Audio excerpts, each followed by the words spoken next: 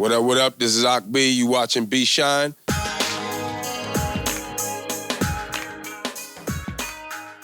Birth of hip hop, the Boogie Down, man, the Boogie Down. Watching, Africa Bambaataa, all those cats, Crash Crew, watching them do it.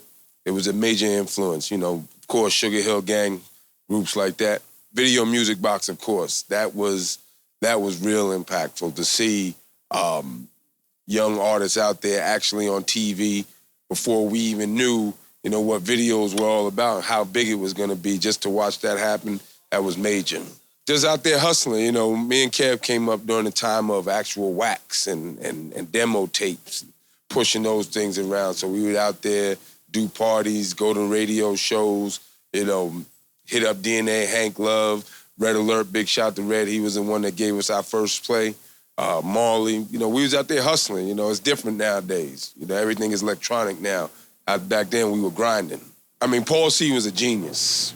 Paul C was a musical genius. Unfortunately, he was taken from us before his time, but it was something special, just to watch him work, watch Kev work. I mean, the funny thing is, a lot of that album we did was put together while my man was in the hospital. God bless him, he made it. But we put it together. He came out of the hospital. I remember him on crutches, scratching it up, doing the hooks for us. So it was amazing. It was an amazing time. Of course, back then it was like, no one knew how big hip hop could be. So, they were supportive, but everyone was kind of skeptical. Mom Duke, so she was always behind us, whatever we wanted to do, she was there with us. The game back then, if you weren't as educated as people are now, it was real easy to get yourself caught up. You didn't know you had beef with who in terms of the executives.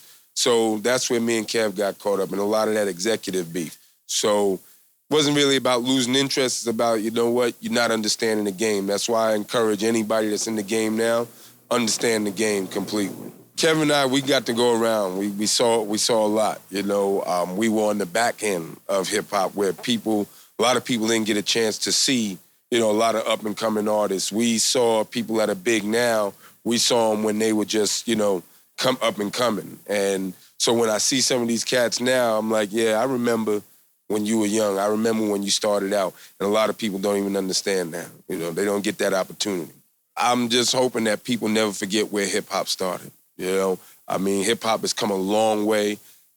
It's probably one of the most influential musics in the world, right? So, and I don't think people understand how much of an impact they can have on the younger generation. But just to remember that hip-hop has a history and never forget that history, because once you forget that history, you've lost the music. You've lost it completely.